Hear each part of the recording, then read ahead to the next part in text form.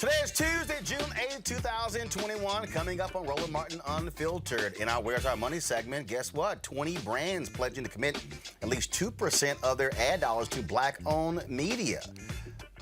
Target says it will be 5% by 2022. Looks like they're listening to us. Civil rights leaders met today with West Virginia Senator Joe Manchin to talk about the For the People Act. We'll talk with Derek Johnson, president of the NAACP, to see how that meeting went. We'll also be joined by Reverend Dr. William Barber to get his thoughts about that meeting. And also, the Poor People's Campaign's plan to march on him in his office next week in West Virginia. President Joe Biden has his first judicial nominee confirmed, a brother.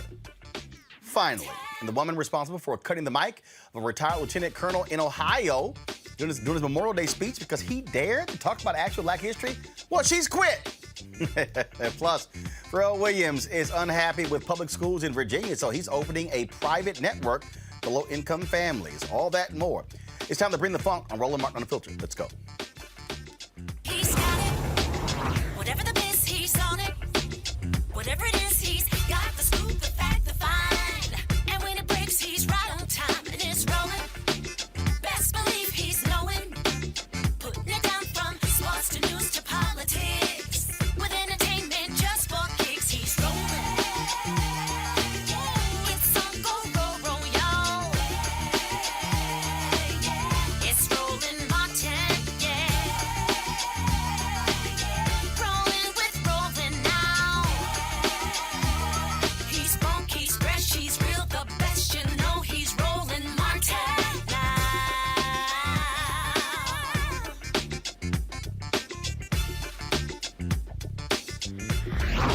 Martin.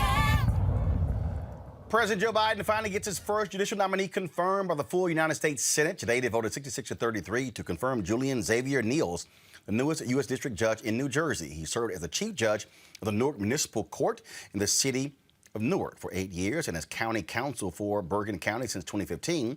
Senate Majority Leader Chuck Schumer said Biden's nominees would bring back balance, experience, and diversity to the judiciary branch. Let's go to my panel. Ben Dixon, host of Benjamin Dixon Show podcast. Teresa Lundy, principal founder of TML Communications.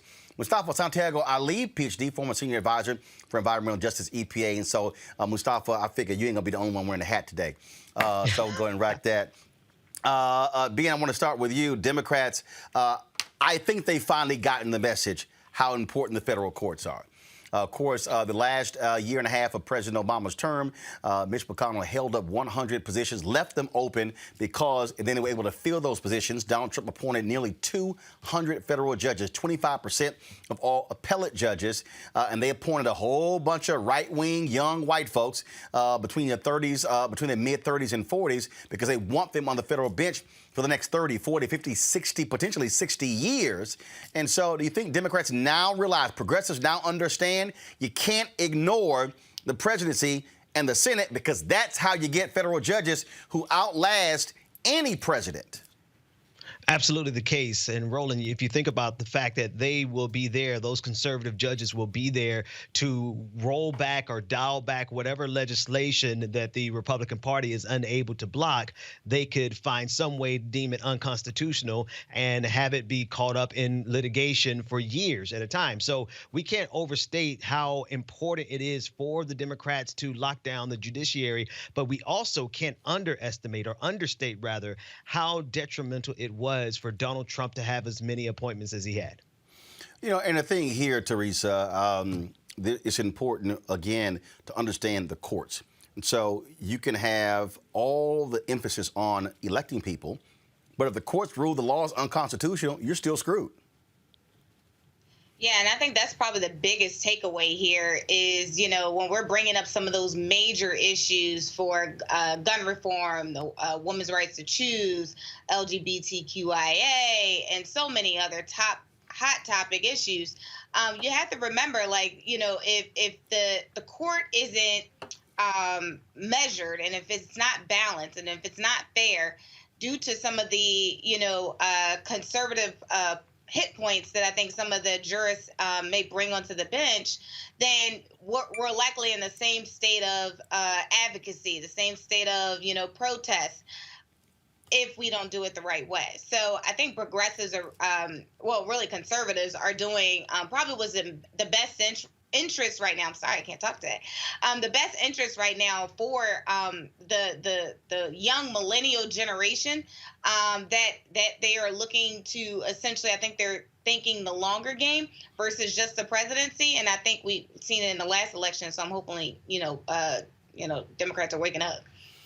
Mustafa, look, you're talking about a very narrow majority there in the United States Senate. The key is getting folks through the Judiciary Committee. Democrats can actually do that.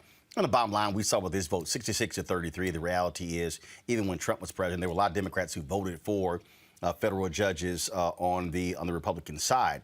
But this is where, again, folks who understand the power of the courts need to wake up. There were a lot of black folks. I know some black folks, especially black men, who were talking about, hey, this stuff doesn't matter. And I'm going, yeah, it does. And so you can act like Hillary Clinton is no big deal, Joe Biden is no big deal. Oh, we've had worse than Donald Trump. But those federal judges, that's where the power lies.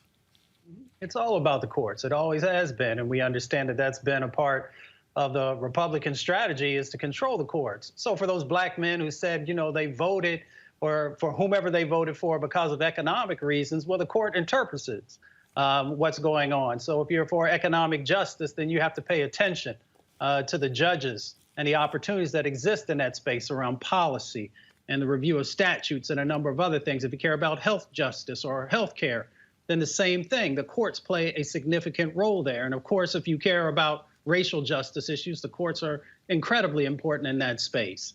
So it is about, also where resources will go and where they won't go. The courts play a role when they interpret the law and the statutes that are on the books.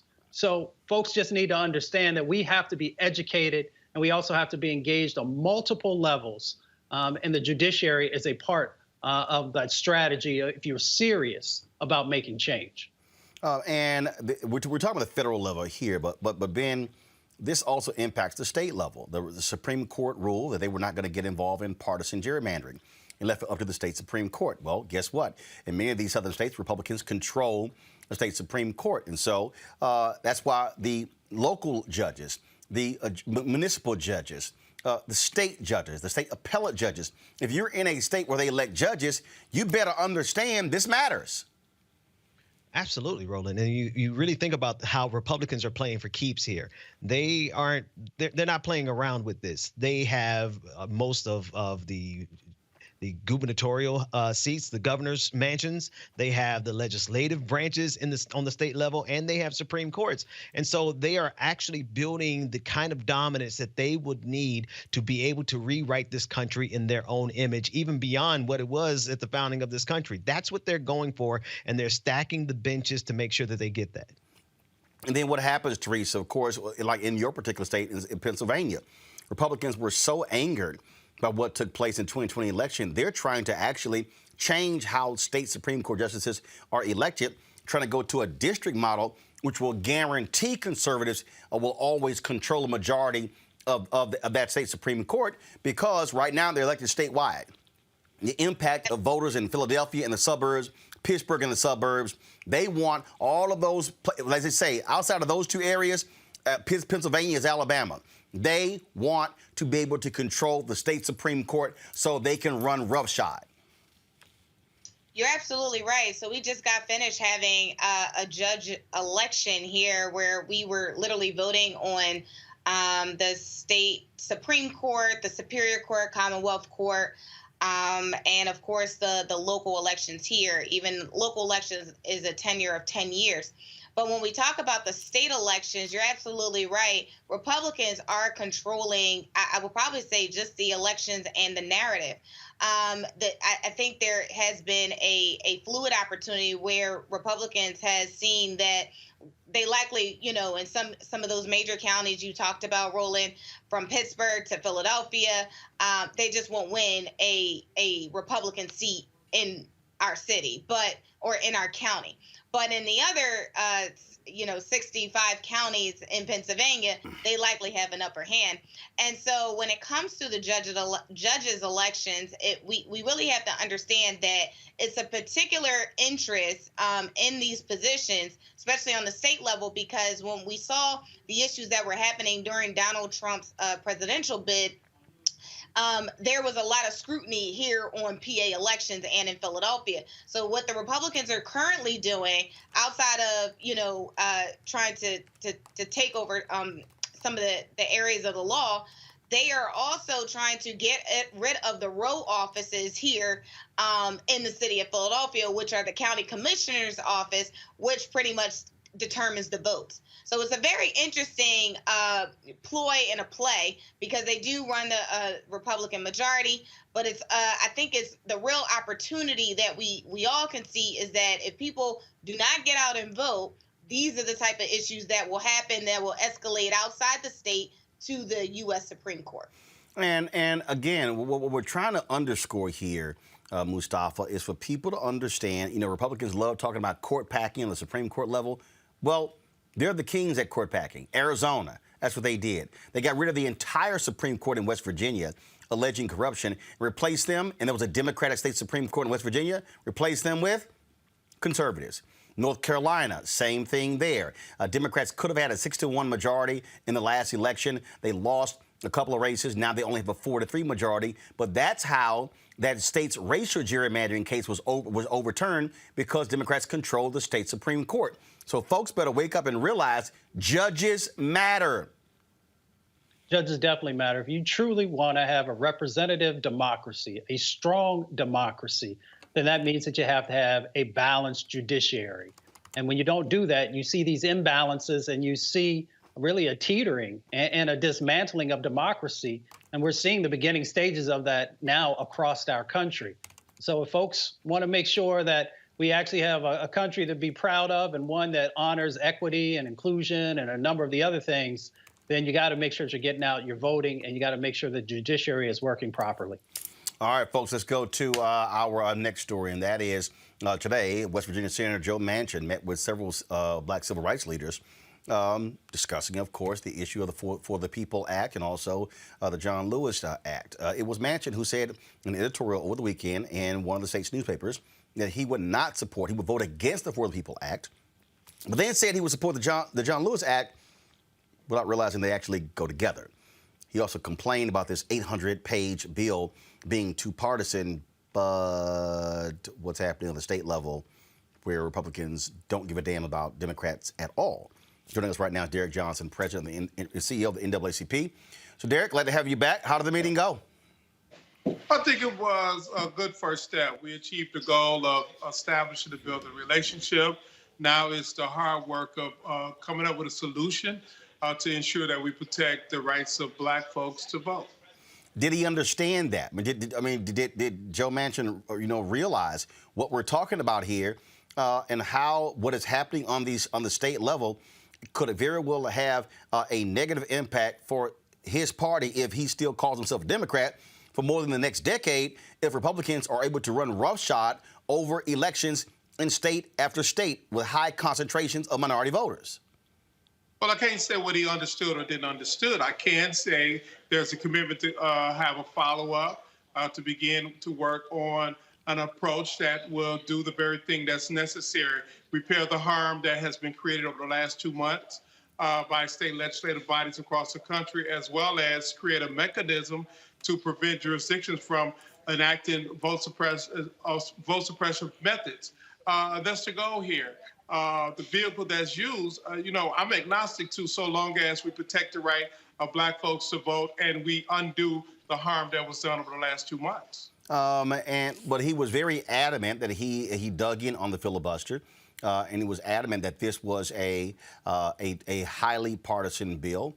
Did you and others convey that the For the People Act, according to a poll that I saw, is supported by upwards of 70+% of the voters in his own state? So he said that he's voting the way his constituents want, but if you look at the polling data, they like the For the People Act. But the focus here, take away whatever the vehicle is, how do we come to a place where we put the necessary protections for the right of our community to vote. That's key. The vehicle that we use, I don't want to get into that. I want to get to a solution. And that's the goal of the meeting. And now we have a way forward. Let's see if we can make it happen. Well, you say a vehicle. What other vehicle is there? The reality is the House has already passed it. The Senate has to take it up. If he is not going to end the filibuster, it ain't going to get 10 votes from Republicans. He said that his fellow Republican Senator Lisa Murkowski supports extending the Voting Rights Act. Okay, that's one Republican. You need 9 more. He also said Democrats were unable to get the 7 Republicans who voted to impeach Donald Trump. Okay, if you take those 7 plus him and Sinema, you're still at 57. You're not at 60. And so what is the pathway? I mean, look, numbers are numbers. If he's not going to end the filibuster, then you got to get 60. Well, if he can't get 10 Republicans to come along, we're stuck. So what's the vehicle? Well, but the numbers are numbers, but the creativity of a Senate, we don't have to go the route of what the House passed. The Senate can come up with a bill. There are ways to get there. We should not give ourselves this limited path. We should always look at what is the outcome that we're pursuing and be as creative as possible to get there. The procedural rules are the procedural rules. I don't believe they should be there, but the substance is what I'm trying to get to. And if the procedure gets in the way of the substance, then we have to figure out how to get through that. Whether it's HR1, SR1, or HR4, SR4, those are vehicles. But what else can we do to get to the place where we need to get? I don't know yet, but that's a part of the creativity that we must sit down, get in a room, and make it happen. If they're still negotiating police reform, and that's the only table that's set for bipartisan conversation, surely we can figure out a way to create a table to make sure we protect the rights of voters to participate without the mechanisms of vote suppression. But on a police reform bill, you have Senator Tim Scott as well as Senator Lindsey Graham, who are active participants in that, and they have actually committed to saying they believe that they can bring along anywhere from 20 to 25 Republicans to support this. Have you seen any evidence that Senator Joe Manchin can bring along more than one? Can he bring along 10? And is there a Republican? I have not seen one. Is there a Republican that can actually broker a bill who will actually step up to do so? And can they still bring along 9 of their fellow Republicans? I've seen no evidence of that. And I've been asking around, even black Republicans say they don't see it. Right, and I don't see it either, but that don't mean it don't exist. It can't exist, and it won't exist. So I'm not here to defend the Republican Party, nor am I here to defend Joe Manchin. I am here to say that we have not moved as a civil rights community. Protecting the right to vote is what we do. The legislation is needed. Now let's figure out how to make it happen and not bemoan what has not happened. Our goal is to make what people think is impossible possible, and not limit ourselves about the cards that's on the table, even if we have to reshuffle the deck. So did Joe Manchin, because it's interesting, he talked about renewing the Voting Rights Act. 8 years have gone by. I haven't seen this be a priority for Joe Manchin in the previous 7. So did he commit to potentially trying to co-sponsor a bill himself in the Senate and partnering with Republicans? This was the first step of establishing a relationship so we can have the dialogue to look at a solution forward.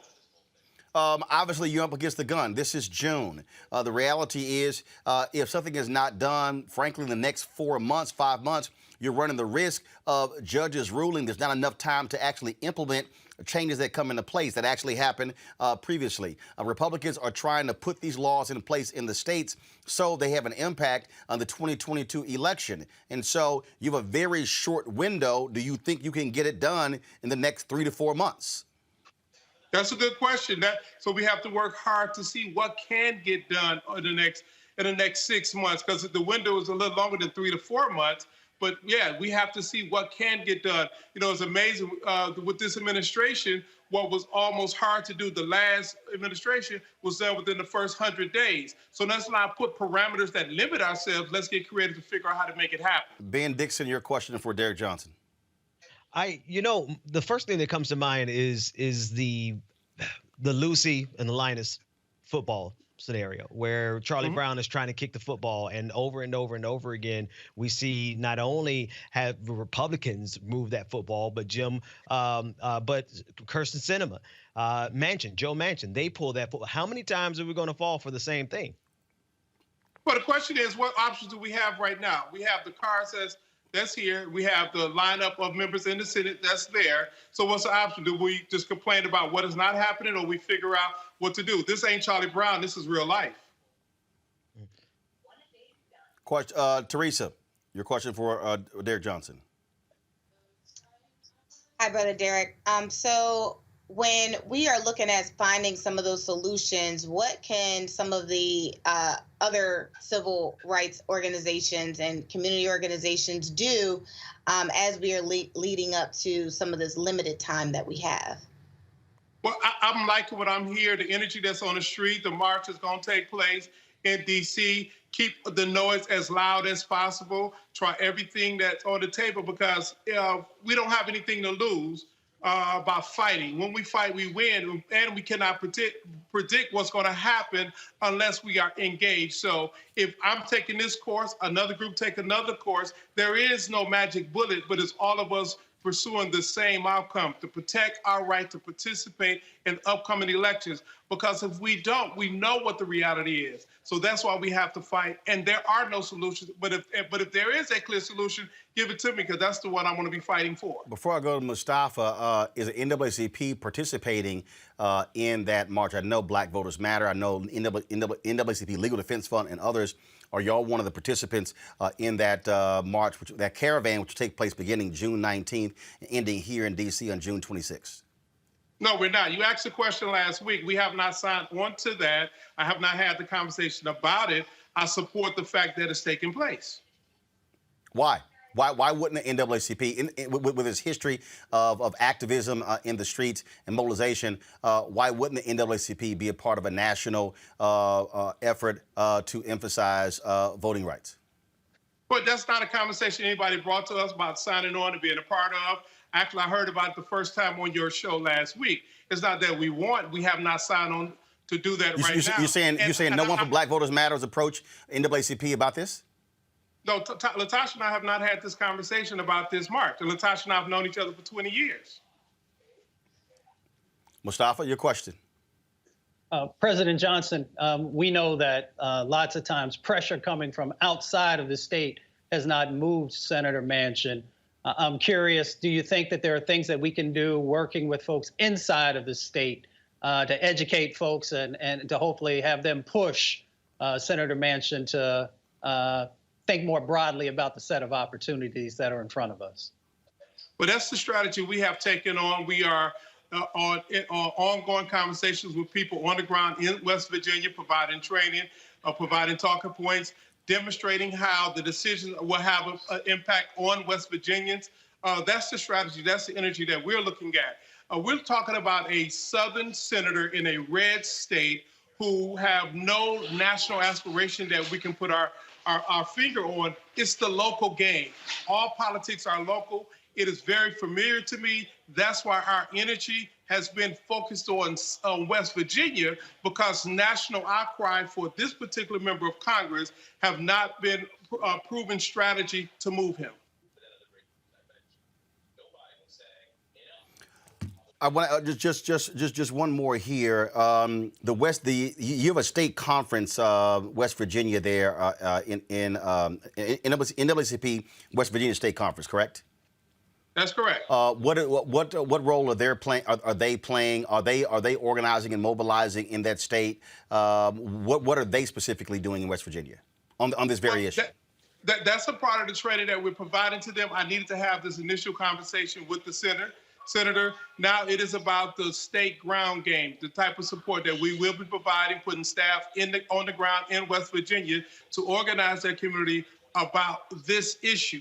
That's where our energy will be. As people march on Washington, as people demonstrate, this particular member has demonstrated time in and again that national pressure is something that he pushed away. But local conversation is what actually can get to move him, and that's where our energy is. That's where our focus will be. I know that the Poor People's Campaign will be having a demonstration in West Virginia next Monday. We'll be talking Reverend Barber in about 20 or 30 minutes. Has the NAACP joined the Poor People's Campaign in terms of their particular event, and then vice versa, in terms of focusing on that local pressure that you're talking about? Put on Senator Joe Manchin, where he is hearing from West Virginians, whether they are white, whether they are black, it doesn't matter. And so what about that event taking place next Monday? I think that's a great thing that's taking place, and I look forward to the energy that's brought by the Poor People's Campaign.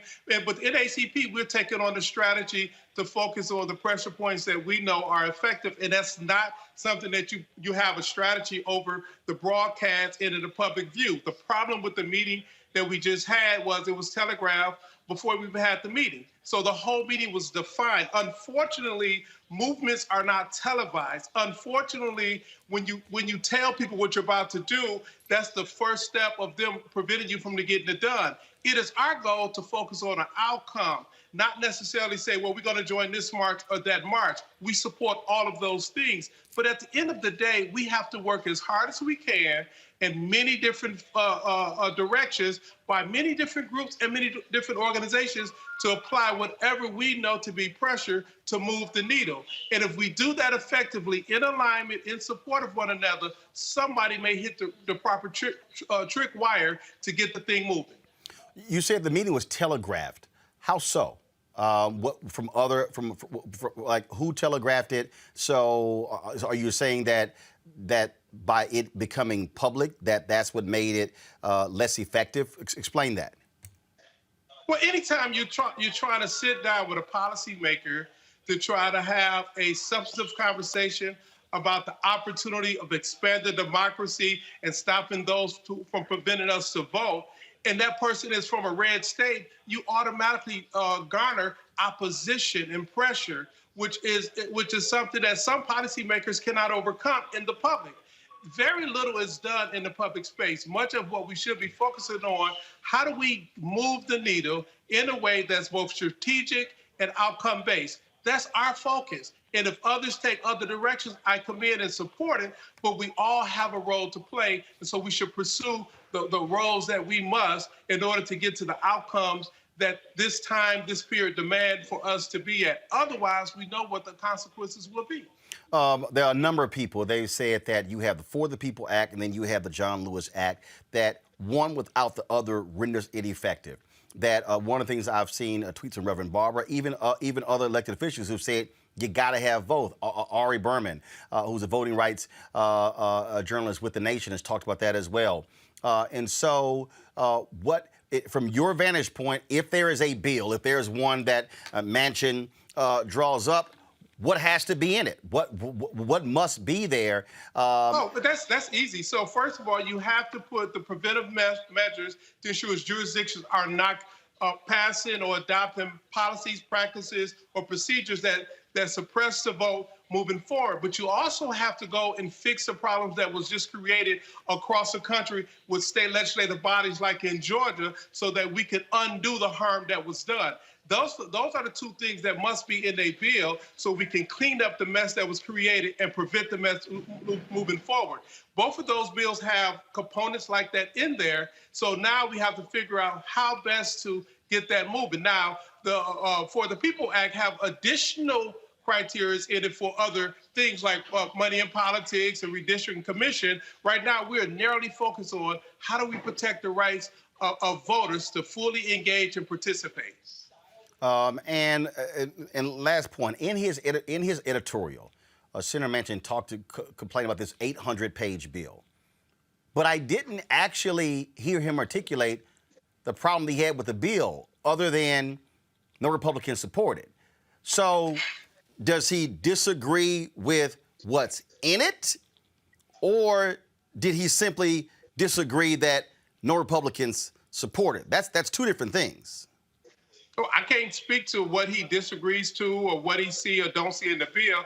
I can only say that we have to figure out a solution moving forward. He is a key component to help move this forward. And we must do it multifaceted with many groups, many voices, all pointing in different directions, using different tactics and strategies. All right, then. Derek Johnson, President and CEO of the NAACP. We appreciate it. Thanks a lot. Thank you. All right, let's go back to our panel. Ben Dixon, Teresa Lundy, and Mustafa Santiago Ali. Mustafa, I'll start with you. Your assessment, what you just heard, is there a path forward? I think it's difficult. I think it's very difficult where we currently are. You know, I'm an Appalachian, so I was raised in two places, in Appalachia and in Detroit, and the majority in Appalachia. So there are some dynamics that are going on in the state right now where I think Senator Manchin is trying to navigate that. Now, he also has evidently forgotten the history of West Virginia and how it came into being. And yes, a part of it was, you know, the state breaking apart to not deal with slavery or, you know, to go with the Union. But it was also about voter requirements and voter suppression that was happening to people who are in the western part of Virginia. So he should be a champion for making sure that folks have the opportunity to vote. The other part of it was around the allocation of funds. It was around taxation. So when he moves away from D.C. statehood, we all know that that's about taxation without representation. So the history of West Virginia, at least the beginning days of it, was based on many of these critical elements that folks are fighting for today that he should be in support of. So I just think it's going to be very difficult to get him to move. I think that it does happen maybe in a small way by actually engaging with folks in West Virginia who the polling has shown is in favor of many of these things, the American Jobs Plan, the things that we did around the COVID relief bill, and then, of course, you had raised earlier around the various voter writing acts that folks are in support of. So it is a curious matter why he has not gotten behind it, because you're not supposed to be in those halls forever. You're supposed to be there to live up to what your folks are asking for and to also make sure that the country is in a stronger position. And so far, his actions have not strengthened the country. The thing here, and I sat there and I listened to what Derek said there, Teresa. And again, show me 10 Republicans, please, out of all of them, show me 10 who actually have expressed an interest in dealing with voting rights. Sensenbrenner in the House sponsored a bill that would have fixed the Voting Rights Act that was gutted to some degree. And Shelby B. Holder. Very few Republicans in the House signed on as a co-sponsor. None in the Senate. So I get what Derek is saying. All right, let's try to figure a pathway. But again, if Manchin is adamant about not ending the filibuster, fine, Joe, show me 10. I'll wait. No one can really answer that question because it likely just doesn't exist. I mean, part of the track forward is I think the pressure, as much as I love the advocacy and the grassroots power broking per se when it comes to that advocacy in the streets, I think we need to kind of call, you know, some of those co-sponsors on that bill to the carpet. So that means some of those PACs that have you know, multi-million dollars in it or thousands of dollars in there, they probably just need to, you know, I think probably utilize some of those dollars for advertising campaigns to really show, you know, some of those senators who pretty much it's a flip-flop. You know, part of it is, you know, they one of them, you know, they say they're for it, and then the next that they don't. But I don't think that message is probably really coming out to the forefront. But at the end of the day, I mean, you know, a strategy is a strategy. If they can get it done, they can get it done.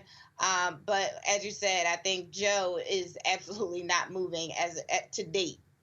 Look, I'm sorry, Ben. I don't see it. I have not seen in 8 years where Joe Manchin has been a champion of voting rights. So all of a sudden it's, hey, let's go ahead and reauthorize the Voting Rights Act. Dude, come on. And again, what the Supreme Court said is that you can't have pre-clearance with some states and not others. Okay, so he goes, well, let's extend it to all 50 states. You're not going to find 10 Republicans that support that. You're not. So everybody who keeps talking about Manchin, this has to be, Joe, show me the 10. Show me the 10. Okay, I'll give you Murkowski. I'll give you Romney. I'll give you Collins. That's 3. Where's the other 7? Where is it? Where's the other 7? I don't see it. I mean, again, so all these people, all these shows, and if you're meeting with him, you got to say, Joe, where are the 10? Give me an indication, Joe, of the 10 that will actually consider it. I see 4. Again, Murkowski, Romney, Collins. Hell, Tim Scott, only black senator. He ain't considering this.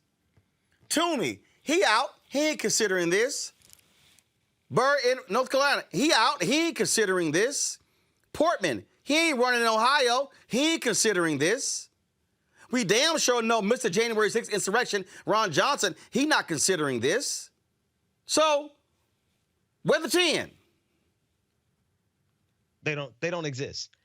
Joe Manchin knows this.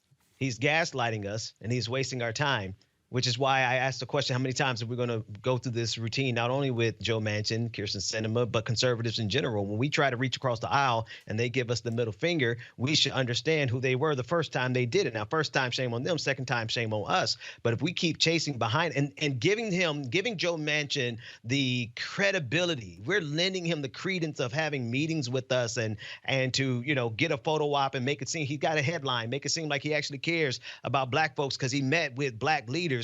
But he isn't changing a thing about what he's going to do. He's reaching across the aisle to the Republicans while he's giving us the bird. I just want to see the 10. To me, every time you meet, show me the 10. Show me the 10. It's simple as that. Got to go to a break, folks. We come back. More on Roland Martin Unfiltered. Back in a moment.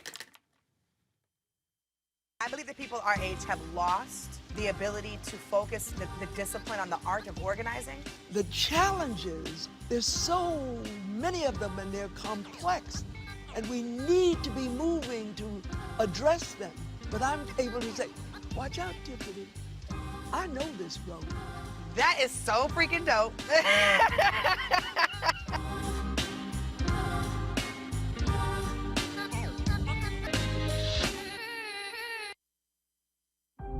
I'm proud of the officers I worked with on January 6th. They fought extremely hard. Our worst nightmare really come true, an attack on American democracy right here in the nation's capital. I experienced the most brutal, savage, hand-to-hand combat of my entire life. I received chemical burns to my face that still have not healed to this day. I just remember people still swinging metal poles at us, and they were pushing and shoving. They were spraying us with, bear mace and pepper spray. They were all shouting at us, calling us traitors. It's been very difficult seeing elected officials and other individuals whitewash the events of that day or downplay what happened. As an American and as an Army veteran, it's sad to see us attacked by our fellow citizens.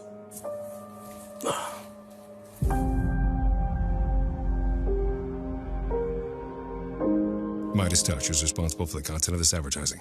George Floyd's death hopefully put another nail in the coffin of racism. You talk about awakening America. It led to a historic summer of protest.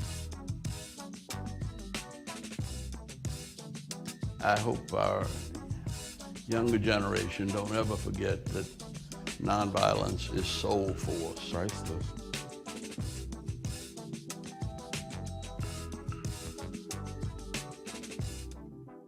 Black TV does matter, dang it.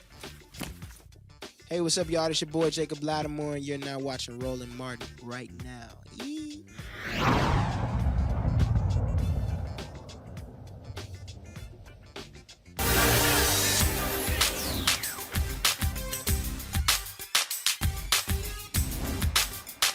Been frozen out. Facing an extinction level event. We don't fight this fight right now, you're not going to have black ownership.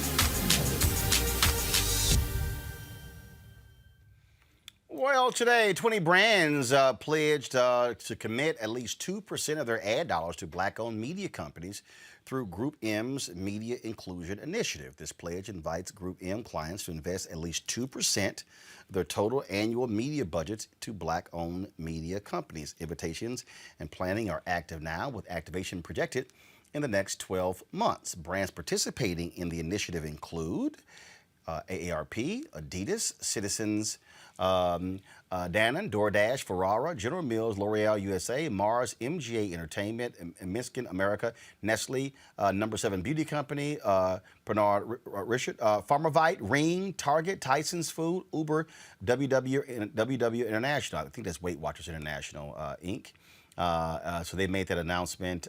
We also, of course, Target announced that by 2022, they'll be spending 5% of their media budget with black-owned media company. Now, these are the percentages that people announce, but here's the question that still has to be raised. What are they spending right now? And what percentage means dollars? See, folks, the reason we have been very specific, and when I say we, this all started when a host of us, black-owned media folks, Byron Allen, Todd Brown, Butch Graves, Don Jackson, Ice Cube, also Junior Bridgman, who now owns Ebony, and myself, we all signed a letter blasting General Motors for their numbers. Now, they responded by saying our numbers were wrong. We said, okay, what's your spend? See, the reason we are being specific, and look, this is a nice announcement, but first of all, I'm not going to jump up and down till I actually see contracts signed. See, that's part of the issue we've had. Announcements, but no money. The other question is, how are you going to measure it? See, when somebody says we're going to spend 2%, okay, 2% of what? $1 billion? $2 billion? $3 billion? And then how are you going to actually report it? Who's going to be checking? See, all these things matter. And the reason I'm asking the question right now is, okay, how much are you going to spend? Because here's the deal. You're talking about 2%. Okay, I get it. But the question then is, the money we're talking about, of what? And I know somebody might be saying, well, you know, it's like that's really not that big of a deal. No, actually it is. Because, see, if we are not aware of what folks are spending, then we're not fully aware of, again, how we're being impacted financially. And what are they spending? I'm going to come back to this, folks, right now. We're going to go live to Vice President Kamala Harris as she's speaking on her first international trip. Let's go go to the live. The President will be traveling tomorrow to Europe. And why is my first trip as Vice President of the United States? I decided to come here to this region and to visit our neighbors in Mexico now, most recently, and before that in Guatemala. On the issue of migration, as we have discussed a bit during this trip, it is a complicated issue. It is complex. There are many factors at play when we look at migration historically and currently. It is also an issue that we must tackle then at every level. In the United States, we are tackling it from the perspective of not only what we must do to address the root causes of migration, which is the primary purpose for my travels over the last 2 days and the work that we have been doing for the last couple of months. But we also must, of course, tackle the issues that are inherent in the situation at the border and what we must do to strengthen legal pathways for people to enter the United States. I want to be very clear that the problem at the border, in large part, if not entirely, stems from the problems in these countries. I cannot say it enough. Most people don't want to leave home. And when they do, it is usually for one of two reasons. Either they are fleeing harm, or to stay home means that they cannot satisfy the basic needs to sustain and take care of their families. I work with another principle, which is that we, as a government, the United States, together with our allies and our partners, such as Mexico, such as Japan and South Korea, and all of those who are internationalizing our effort, connected through the UN, we understand, and through our leadership, we understand that we have the capacity to give people a sense of hope. That if they stay where they want to stay, in the town, in the neighborhood, in the place where they grew up, where they speak the language, they know the culture, they go to that church every Sunday, the place where their grandmother lives. We know that if we give them a sense of hope that help is on the way, that they will follow their first preference, which is to stay at home. During the course of this trip, I have met people from all walks of life. I've met, of course, with President Giammattei. I met with President López Obrador. I also met with members of civil society. I met with youth. I met with members of labor. I met with farmers. I met with young people who are creating things that are only imaginable in fiction, but they're making it a reality. And what I know to be clear is that if we are to address the issues that impact the southern border of the United States, and I've had a conversation with President López Obrador about also the southern border of Mexico, we have to have the ability to address the root causes of why people leave. And we have to understand if it is a priority to us to be concerned about what is happening at our border, then it must be a priority for us to understand why people leave. And the reality is that most people, when they leave, they don't want to leave, and most want to go back. So that is the spirit with which we approach these issues. I also believe that if you want to fix a problem, you have to go to where the problem exists.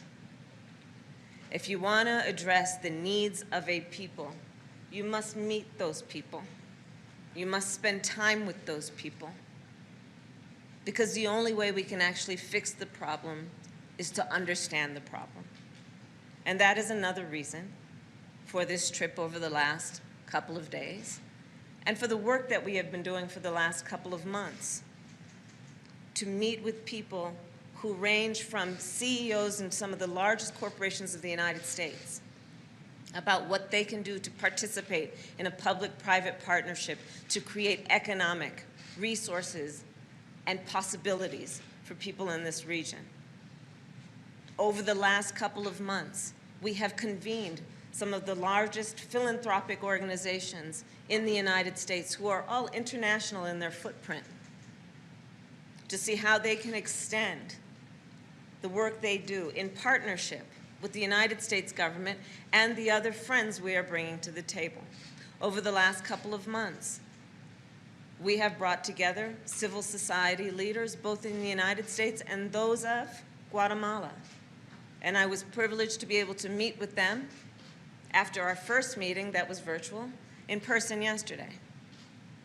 The work we are doing includes reaching out through our UN ambassador, Linda Thomas-Greenfield, to the United Nations, to solicit support and contributions from our friends around the globe, to renew their focus on this region of the country, understanding the needs that exist here, but also the capacity.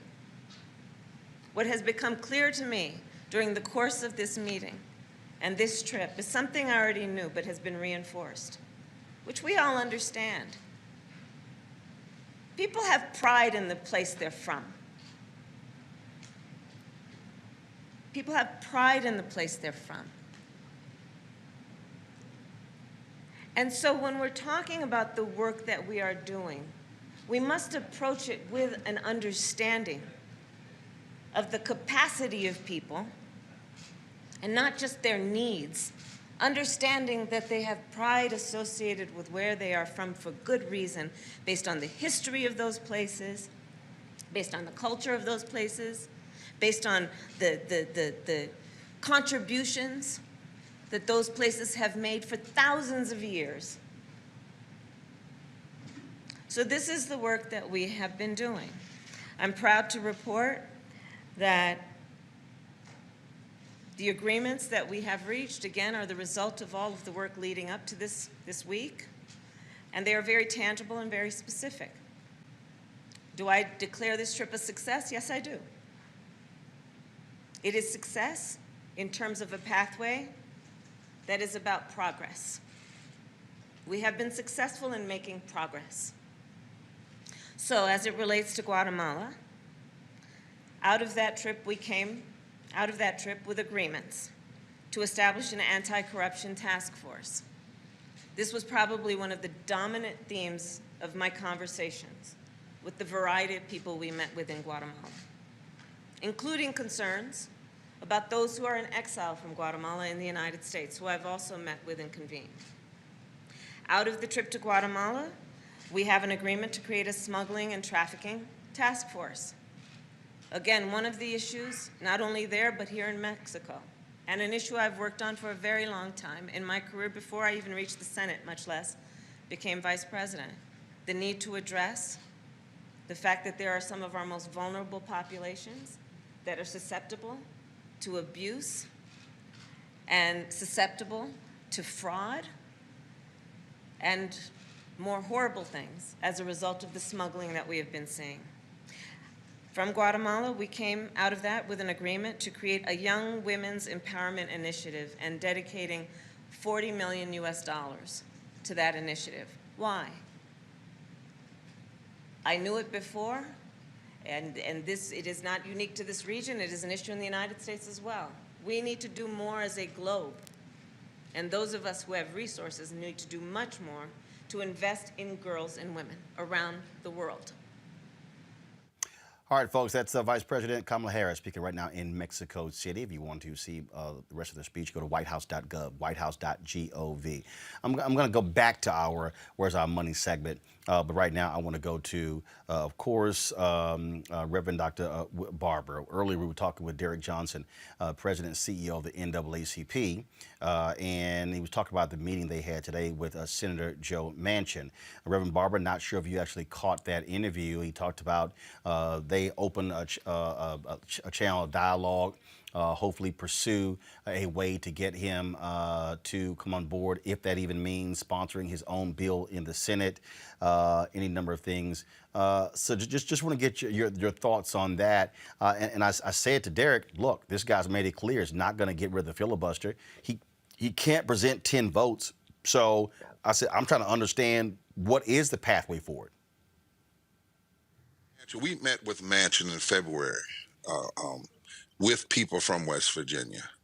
And I said to leadership then, and we said, we needed to be on him much earlier. When he decided to block $15 living wage, he was showing right then his concern for poor and low-wealth people and for black people. Because if that had passed, 40% of black people, working people, would have been raised up out of poverty and low wealth. Manchin is an interesting guy. He has the Southern way. He'll talk, but he's not going to move without pressure. It's almost an insult that he says, after just the other night, he was singing "We Shall Overcome" at the Kennedy Center while Joan Baez was singing. And he said how much he loved John Lewis. John Lewis wrote the For the People's Act. And the VRA bill is named after John Lewis. This is all a sham. It's a sham. And people in West Virginia are tired of it. I sent you a piece, and I hope you play it, of one of the white women from the mountains who's talked about him and said he's not just against black people. He's standing with the oligarchy, with the elite, with wealth, and he doesn't want anybody, to have more access to vote, black, brown, white, if they're going to push in a more progressive way. The question for us about Manchin is who has their thumb on his neck. Who is he listening to? We know he's listening to the U.S. Chamber of Commerce because they are loving him and supporting him and telling him to hold on to the filibuster and not to support the For the People Act because the aristocracy in this country doesn't want a full voting. We even hearing now that there's some other Democrats that don't want. I mean, the truth of the matter is we have more access to the ballot that we fought for and won in North Carolina than they do in New York. Roland, in New York is a Democratic state. So we just need to be real about what's going on here. And we need to have pressure. He will dialogue and say he's going to talk and continue this. And where will we be? Right to the mid-year elections. And Democrats will not have done what they say. Now watch this. This is an interesting dynamic. Two things I want to mention to your audience. Number one is, not one time during the election did Manchin say, if you elect me, I'm going to block the For the People Act. He wouldn't have dared say that because he needed votes. Not one time did he say, I'll block the Voting Rights Act. Not one time did he say he would block 15. Not one time when he was running. And none of the Democrats did that, if there are others who are saying that they don't support it now. That we ought to take that as a serious insult. And I don't just mean black people. I mean black, brown, white, anybody who is about a progressive America. Because if you undermine the right to vote, you can't get to the other things like living wages and health care and infrastructure that will impact our community. The second thing that we need to look at, Roland, is why is it that Manchin is seemingly against everything that Vice President Kamala Harris could be the shero on? Now think about this. If he'd supported 15 and it came down to a 50-50 vote, Kamala Harris would have had a deciding vote. And what would that have made her? The darling of working people throughout this country. Now she's put over voting rights. Now all of a sudden he's not doing anything on voting rights. He doesn't like the For the People Act. He can't tell you what he doesn't like about it. He's going to hold on to the filibuster. If he wasn't doing that and it came to a 50-50 vote, guess who again would be the shero? Vice President Kamala Harris. And what would that do? That would position her in the most powerful way if she ever ran for president, because she would have done two of the most powerful things in the country. She would have been the deciding vote to raise people's wages and to expand voting rights. Now, why is it that he's so against these issues and do not want them to come to the floor and he doesn't want her to have that kind of power? We got to go deeper in our analysis of this, Roland. This is not just about dialogue. Manchin will talk. I've talked to people in his state, say he will talk, he will smile. Yeah, you should have been in the meeting we had with him when one of the ladies said to him, I knew your mama. And we up here in these hollers in the mountains do not like what you're saying. That's why we're marching on Manchin this coming Monday, 5 o'clock in Charleston on the 14th. And then on the 23rd, we're coming to D.C. And we're inviting all people to join us. Buses are coming from Kentucky and from West Virginia. They're going to lead it. The people from his state are going to lead, not somebody speaking on their behalf. And we're going to have a rally. We're going to that Russell building where Senator Russell, as you and I have talked about, years ago in the 60s, did the same thing Manchin is doing now. Used the filibuster to block advancing civil rights and advancing voting rights. This is not just about dialogue. This is about a devious plan to undermine voting rights, undermine living wages, undermine the ability to have a broader and more progressive voting base. And this is about the fear of the elite and the ruling wealthy in this country, because as you and I have talked, poor and low wealth people now make up 30% of the electorate. Biden and Harris won because of poor and low wealth people voted 55% for the Biden-Harris ticket. And Manchin is a tool of the U.S. Chamber of Commerce. And how dare anybody tell us we've got to go to him and talk nice and talk sweet, almost like you're begging him to do what he swore to do, on a Constitution. He swore on a Bible to uphold the Constitution. The 15th Amendment is in there that says nobody can abridge or deny the right to vote. He's violating that. Equal protection is in there. He's violating that. Establishing justice, violating that. We should, but you have to handle him with kid gloves. No. We need to stand up now. And if he doesn't change, we need to use standing up to him now to build momentum, to change the Senate in a big enough way that his wishy-washy way of being won't even matter when it comes to the issues we're concerned about. You talk about the activation January 14th, June 14th. What's going to happen on June 14th, right. June 23rd as well. Of course, Black Voters Matter. They're organizing a caravan from Mississippi to the nation's capital. I asked Derek if the NAACP was involved in the Black Voters Matter one. He said no one reached out to him. I asked him if they were going to be involved in the Poor People's Campaign and said that they're doing some training there as well. Do you think that part of this issue is that right now civil rights community is disjointed? Because they of course, they had the meeting today, and this is, I'm going to play this video. This is what Manchin said after the meeting.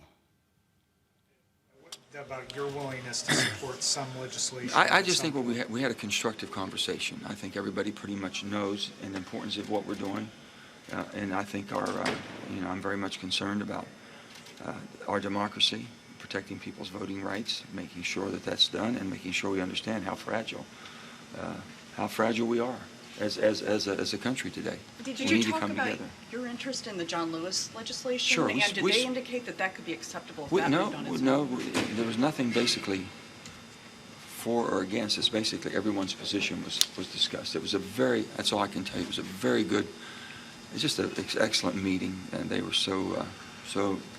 they helped me, so informative, and it was just such a good exchange back and forth. It was very respectful. And next steps, do you plan to talk to the same group again? Is there any... Sure, we're going to continue. We're going to continue our conversations. We agreed to continue conversations and to learn more about it. Is there anything about your position on S1 that changed based on this conversation? No, I don't think anybody changed positions on that. We're just learning where everybody's coming from. We're learning where everybody's position is. Reverend Barber, what the hell is that? I mean... we didn't change. We're learning where everybody came from. Yeah, I wasn't in the meeting, so I don't know, But this is what I heard him just say. First of all, he said constructive. That's political double talk. For we just talked and we listened to each other. He said everybody brought their position and he learned. Now think about this. Think about it for a minute. The Voting Rights Act has been gutted for 8 years. June 25th. 2021 will be 8 years since 2013. And he hadn't learned about it in that period of time. He doesn't know. He comes from the state where Robert Byrd was a Klan member and changed and who stood against civil rights, but then changed. 8 years, John Lewis was living all that time. He never talked to him. He's never done anything in 8 years to try to get it passed, to try to get the Voting Rights Act restored. In a democracy, right? He sees 300 bills in legislatures across this country to roll back the vote, racist voter suppression, even in his own state, that's going to hurt poor people and of all races, creed, and color, low income. And he's a sitting senator, and he needs to learn about these positions. He needs to learn about voting rights. He swore to uphold them, but he's got to learn. And it was respectful. I don't know what to do with this language. I mean, what do you expect people as not to be respectful? I mean, that's like a given. That's like saying to your child, he's so well spoken. I mean, what do you expect? But the issue is these bills have been out there. They've been, John Lewis talked about them before he died. They've been written. They've been put forward. Now Democrats have the power. It's in the Democratic Party platform. So he doesn't know. He doesn't know what's in the platform. He doesn't know that voter suppression is real. He doesn't know about January 6th that just happened, insurrection. He doesn't know that Trump has created a big lie that's continued to lie from the Southern strategists that started in the 1960s. He doesn't see. He needed the top leadership to inform him. Come on, that I'm insulted that he would say that about my brothers and sisters. And sure, I'm glad we're gonna continue. He should talk, but there also has to be with that pressure. Now, Dr. King taught us, and A. Philip Randolph and all others taught us, you have to have creative tension because we're dealing with politics here, not tiddlywinks. We're dealing with politics, not tiddlywinks. And so we have to put pressure. In fact, Martin, I want you to know, I'm not going to West Virginia because I want to go. The people there asked. Do you hear me? The folk from the black, one of our persons is an 80-year-old black woman who has seen Manchin do this kind of stuff for years, and she's one of our organizers. The other is a white woman from up in the mountain, just two of them, it's a lot of them. They said, we have to do this. They said the problem with Manchin is he doesn't ever get any pressure from West Virginia because, years ago, Manchin lost his election. Then he went to the miners and he begged them to support him and said that he would support the miners. Do you know what the miners did just yesterday, Roland? I'll send it to you. The United Mine Workers came out with a press release saying, no, we are for the People's Act. We are for the Voting Rights Act and for voting rights. The miners did. The United Mine Workers did. Cecil Roberts and that group. So he's even there on the wrong side of the very people that have been part of his support.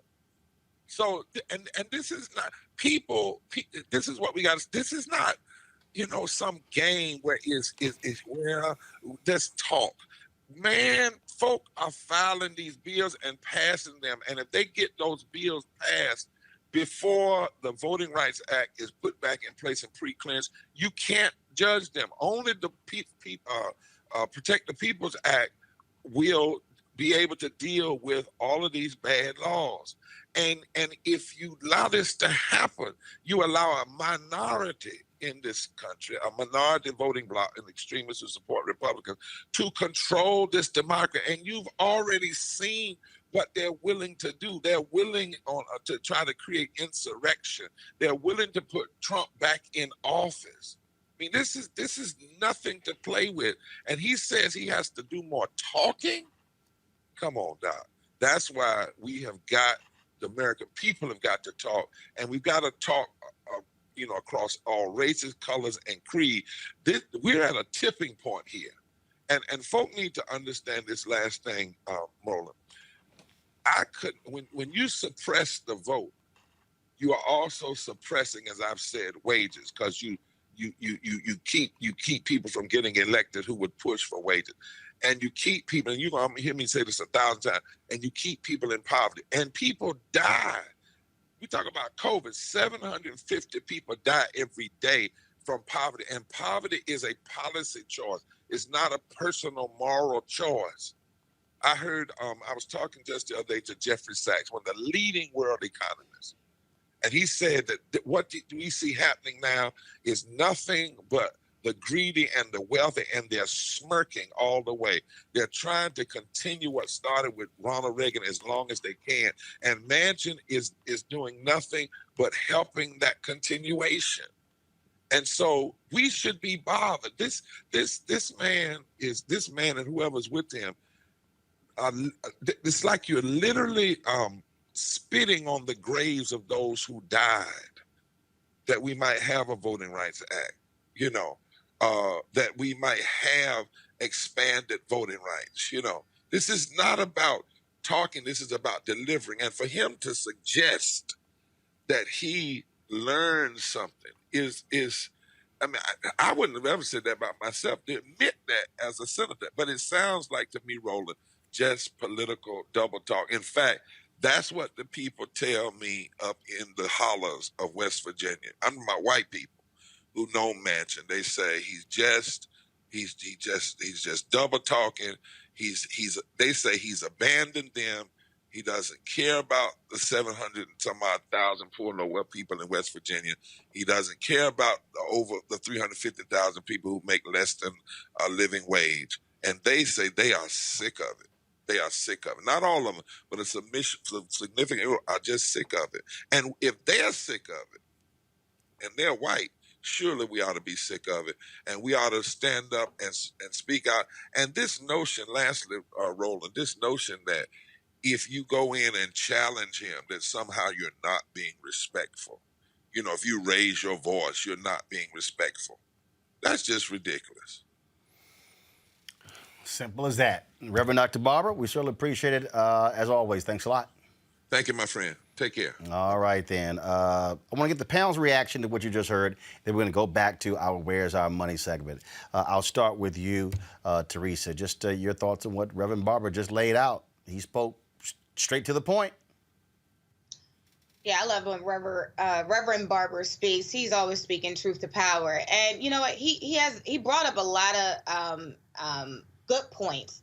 I mean, starting with the location of some of the angst that is coming from Joe Manchin's district. You have people, you know, I think he said it was an 80-year-old woman that is in his flock that lives in West Virginia that's like, enough is enough. And she's like, look, this isn't the same, you know, this is the same rhetoric that Joe Manchin has been doing for countless of years that she's lived in that district. But I also think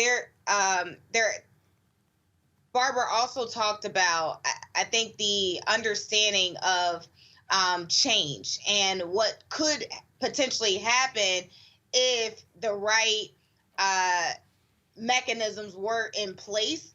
But I think even if we go back to the conversation with Derek, from the president of the NAACP, they're still trying to find the solution where I think it's kind of already geared where there is, I mean, we're trying to change or find a solution to a person that doesn't want to change and has a track record of moving on some of these issues. And I think, you know, Reverend Barber really brought to the forefront that the bigger plan here is not the short game site that we're seeing. It's not, you know, giving them the opportunity to sit down with Black leaders or to sit down with those who essentially he just needs to help his base or try to grow a new base. So I think there was some really highlighted key points there.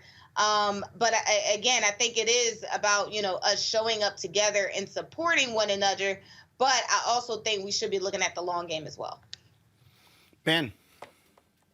As I was listening to Dr. Barber, I couldn't help but also just thinking again, after as many times as Joe Manchin has shown us who he is, at some point we have to believe him. And we can tell who he is. You can tell a tree by the fruit it bears. He bears results for Republicans. Joe Manchin is a Democrat in name only. He is there doing the bidding of the Republican Party, and we have been on the receiving end, the negative receiving end. And it's gotten to the point, Roland, that we're at the final proposition, right? They've gaslit us on so many topics, trickle-down economics. They were like, just give it time. Keep giving it time. We went down to the next topic, then the next topic, and the Democrats couldn't deliver for us on this, that, and the other. Now we're down to the fundamental proposition. Will you protect democracy? Will you protect our ability to even vote? And if Democrats can't step up to the plate and protect our ability to vote, and they leave it up to just Joe Manchin, oh my goodness, we can't do something about one senator we can't whip one senator into shape, 2 senators if need be, then they're letting us know that they're not going to deal with us in good faith because they didn't really have any intention of protecting our vote when it came time to compare our vote to their inability to get rid of the filibuster. But that filibuster over us. But that, Mustafa, is the point, is the problem that and people have to understand. This is the conundrum when you got a 50-50 tie. One person can wield all this power. And I know people sitting here saying, oh, you shouldn't be talking about this here. But the bottom line is this here, okay? Ohio could be won next year. Pennsylvania, North Carolina, Wisconsin. That's 4. Protect Georgia. First of all, that's 4. Protect Georgia, protect Arizona. Democrats could go from a 50-50 to 54. To 54. Okay, all of a sudden, 54-46, then you're like, Manchin, you can't control nothing. Now you just one vote. And that's the piece. And I had one guy who was like, and I understand Ben's point, but there's one guy who said, He said, well, I voted for this person. I said, dude, you voted for one of 218. I said, you still got to get 217 votes. This is all about power. You know, when you really understand this game, you know, it is about power. And right now, Senator Manchin is getting the attention. He also understands that he is being courted by, you know, folks on the Democratic side and continually on the Republican side. And also, let me just call this out also. You know, when he stood against D.C. statehood, that was also about power, because you would have senators coming from the District of Columbia who probably would vote for many of the issues that the country is asking for. So this is about power.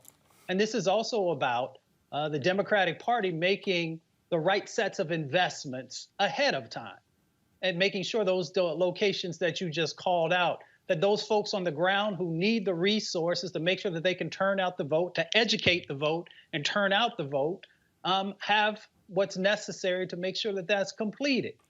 And it is also about Joe Manchin not understanding, for whatever reason, the dynamics that are going on back in West Virginia. You know, there are incredible folks who work there. You know, folks have these narratives about people, you know, who live in West Virginia and other parts of Appalachia. You know, the hardworking folks who need economic opportunity. So when you are not supportive of the infrastructure bill in the fullness that it needs to be, then you're hurting folks in West Virginia. When you're not supporting healthcare in the way that it does, and when you go back home and you see the huge amount of folks who have cancers and other diseases because of the exposures they've had to deal with and many of the jobs that they had in the past, then that speaks to the character of the votes that you are not willing to cast.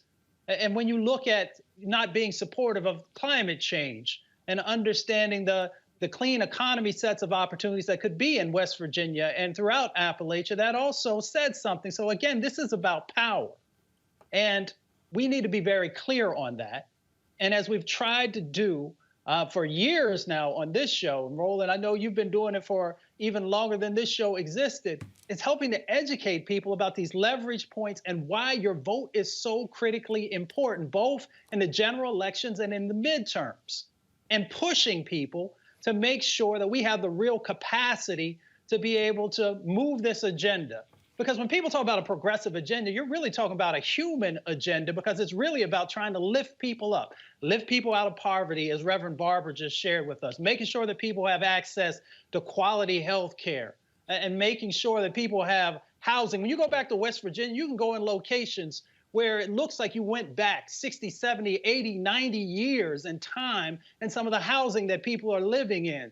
And Joe Manchin should be working on these issues. He should be supporting broadband when you look at the students who can't learn because they don't have access to broadband, sometimes not even access to the internet in period. So there's something, as Reverend Barber said, deeper that's going on when you as a senator, when you go back home and you see the opioid epidemic, and when you see all these other types of things that are going on in an area that you have the responsibility of changing that dynamic. That's your job.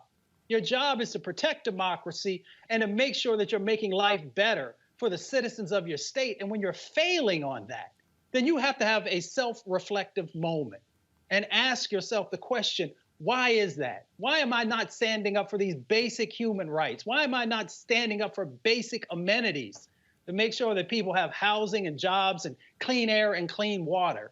And if you're not willing to do that, then, you know, we have to find other people who are willing to fill those positions. I hope that people can evolve, but if you're not showing, as a brother shared just a second ago, when he said, when someone shows you who they are, believe them. If you're not willing to change that after we've seen who you are, then we have the basic understanding that you're not going to do anything different. It is as simple as that. Folks, before we went to the interview with Reverend Barber, I was talking about the Where's Our Money segment and the advertisers. I want to go back to that. And the reason being we're going to keep harping on this here is because we really, just like in politics, you got to deal with the money. And it's interesting, as Reverend Barber was talking, he was talking about, you know, being respectful, things along those lines. And I just keep trying to tell people, If you show me an example where black folks have not had to yell, kick, and scream to get some stuff, then fine. I would love to see it. And the bottom line is this here. I've had people hit me up and they say, you know, you guys calling these people out, you know what, you put them on blast, you know, those things shouldn't be done. Guess what? I don't think General Motors would have made that announcement. Group Inc. would have made this announcement. Dentsu would have made that announcement. None of these companies would all of a sudden be going, oh yeah, are we going to commit to spending with black-owned? Target announcing we're going to do 5% with black-owned. Because let's be real clear. We know the language, Teresa, they've been using. DEI, diversity, equity, and inclusion, diversity, people of color, BIPOC. No, we were very specific, Ben. We said money going to black-owned media, period. Absolutely. Roland, it really mirrors what Joe Manchin is doing in a way, because they love to show up for the press conference. They love to show up and get credit. They love the publicity. But when it comes time to write us a check or cash in on what we've done and to pay us for what we've done, they don't really want to show up. And without tremendous pressure, we have to pressure them to do the right thing. And eventually what we need to have are people who are empowered that don't require pressure to do the right thing. But until such time, we got to keep giving them hell, because we're not going to be able to spread our narratives. The narrative of what we've gone through as black people, if we keep having to go to white people's media institutions to accomplish it. And they want to benefit off of black lives. They need to put money into black communities and black media. And the thing here, Teresa, is very simple. You don't get the contracts, you can't grow. I think part of the problem, and I keep saying this here, you could talk about Lippin Group, Sunshine and Sachs. We could start naming Fleischman Hilliard. You can't name a major black-owned PR firm that's coast to coast. I can name a whole bunch of small firms. Yeah, like TML Communications. So one of them, y'all know I had to do a little plug. But that's precisely my point. The point is this here: if you're not in a position to compete for larger contracts, then you can achieve scale.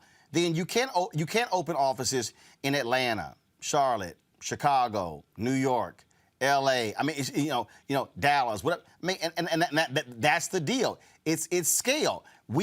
This is absolute economic apartheid that has been practiced, and what we are arguing is, nah, we ain't about to have that. That was a divestment campaign in South Africa, and our whole deal is, y'all are going to spend some money with black-owned media or else.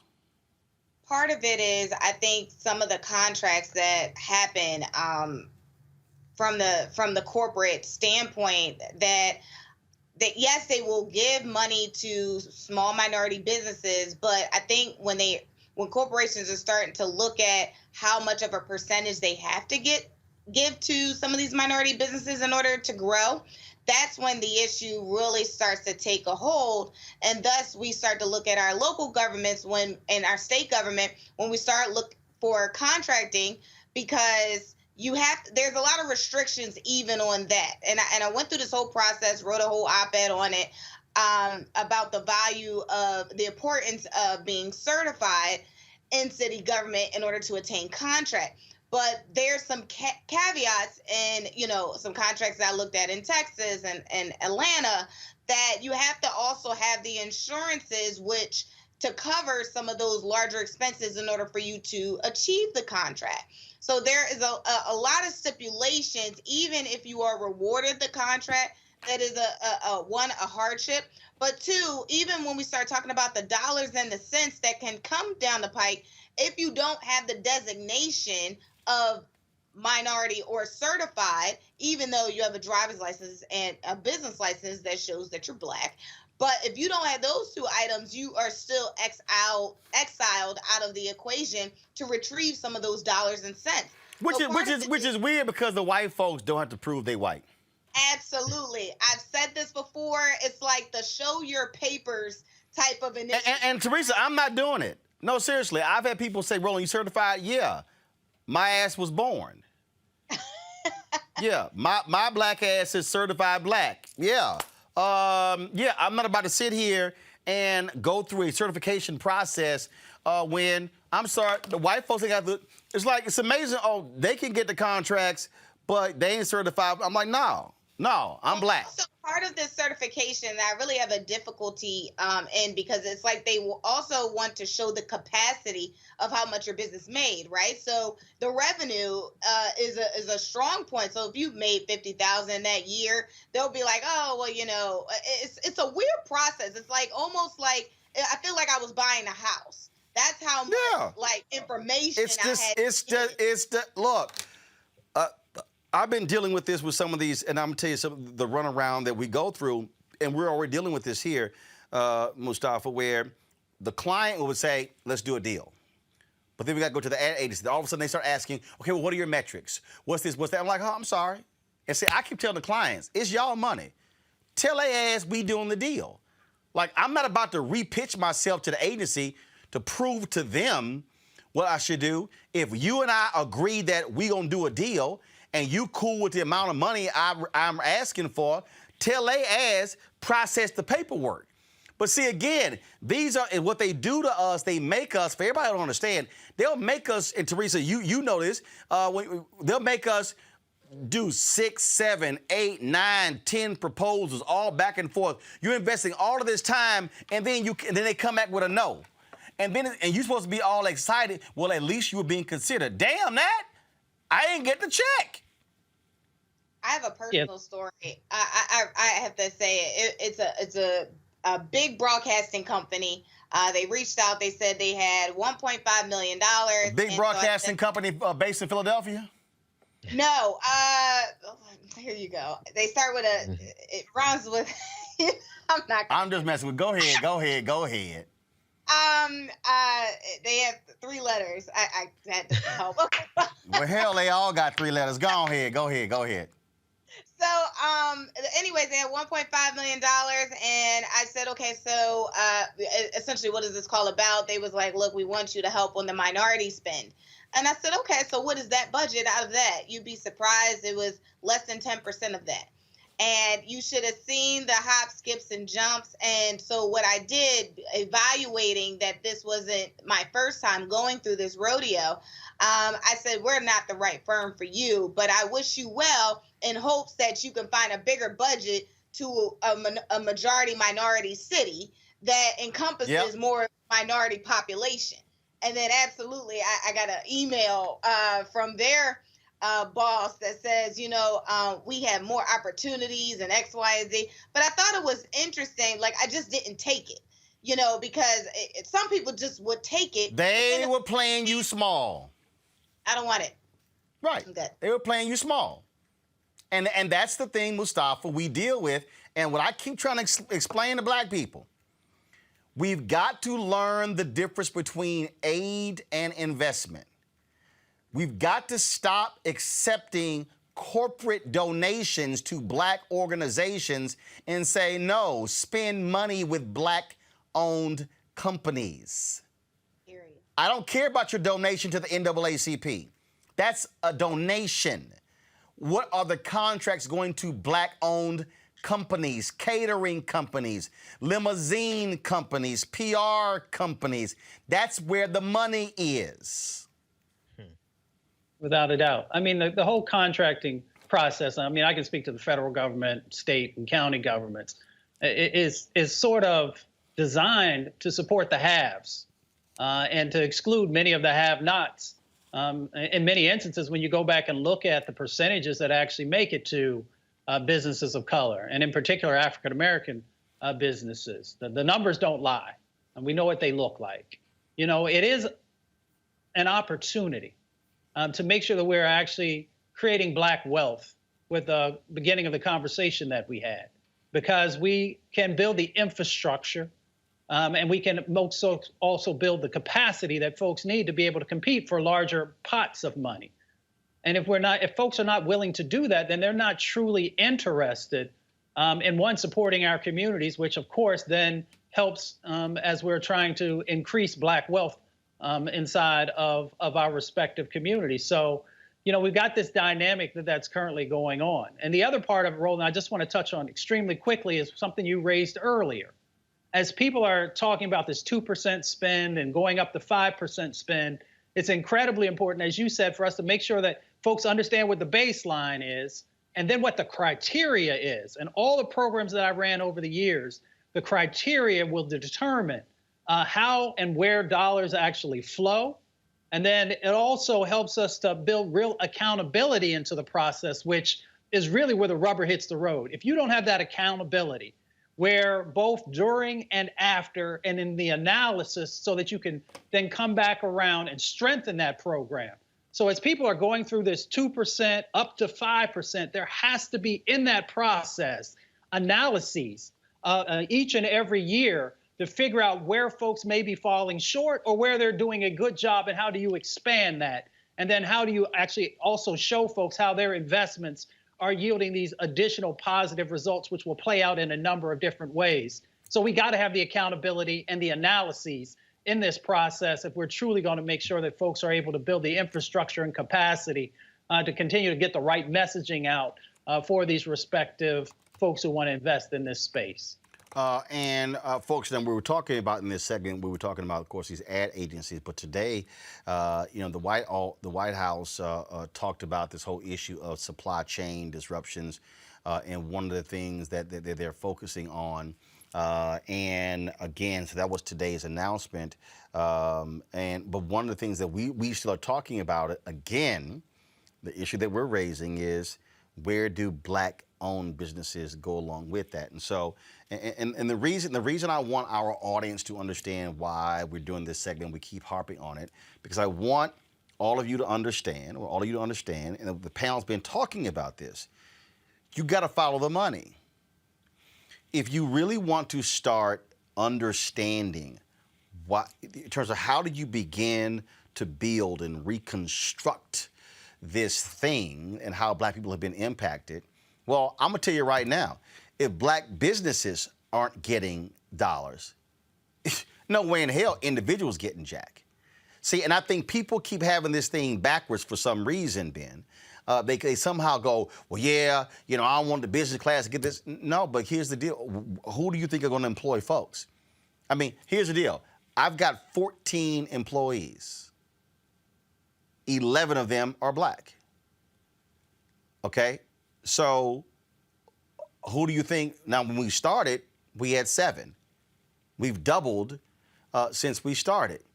That's growth. We're in the top 5% of Black-owned businesses in the country in size, because the average Black-owned business only has 1 employee. And so I don't even call those businesses. I don't. It's just a sole proprietorship. And so we can't, like when I was down in Tulsa, there was a lot of people, they were talking about, it's Black Wall Street and starting their own business. And my whole deal is, okay, I keep telling people, starting your own business is a great concept. Building a sustainable business with capacity is a whole different animal. Yeah, church said amen. No, for real, Roland, I agree. And I think this system is fully aware that if it gives us an inch, we will take a mile. If you give us enough capital, we will show you what we can do with it, because we have more of a collective mindset in terms of how we do our business and how we do the things that we need to do for our community. Look at what we accomplished. You mentioned Black Wall Street, but honestly, when we play by their rules, we succeed, and then they interrupt us and bomb us. And they interrupt us and redline us. And then they jump in there and they do whatever they can. And now it's at the point where they're interrupting our progress because of the gaslighting that's going on all around us, not only in terms of what's happening in Washington, D.C., but in terms of these real dollars. Without the means to get this done, they know they can keep Black businesses keep coming to beg for money, keep coming to beg for meetings, and hope that we'll be satisfied with just meeting with them or getting the press release versus actual tangible results. Yeah, I mean, again, the bottom line here is I need our folks focused on the money. You can't have these conversations about, man, we need to own our politics. Well, how are you going to give it? How are you going to give? How are you going to give donations if you don't have the additional money?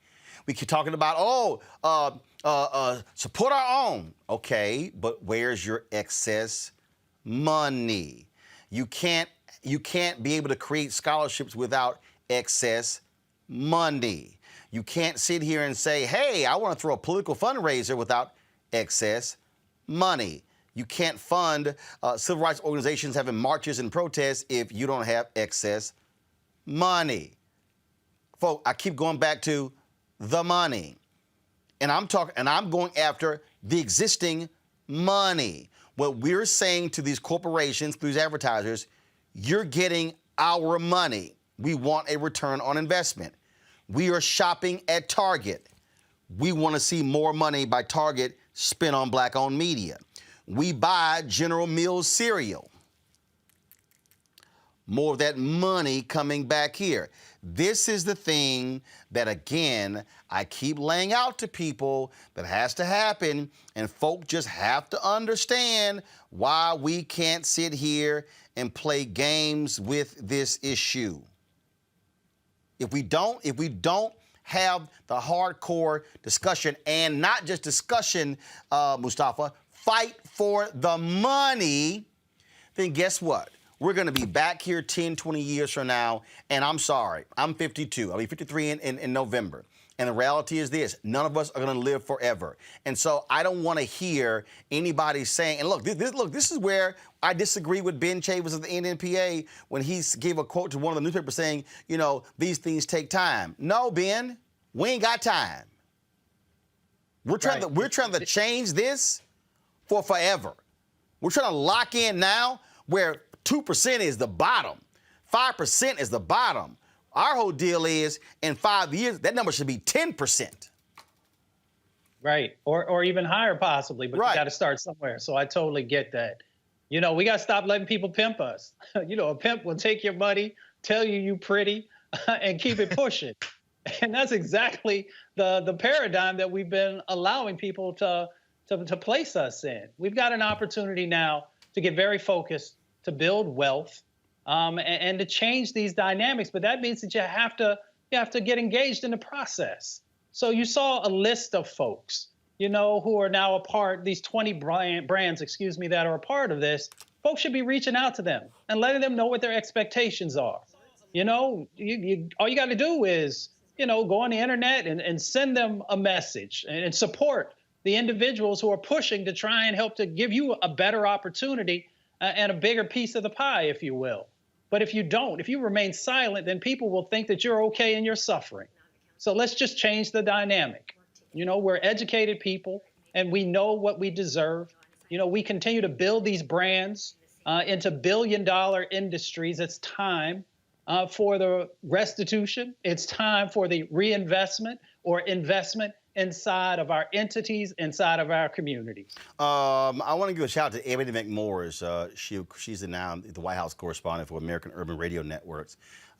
She actually was in the briefing room today. And folks, again, I need everybody to understand why it matters. April Ryan leaves American Urban Radio Networks and goes to Byron Allen's The Griot.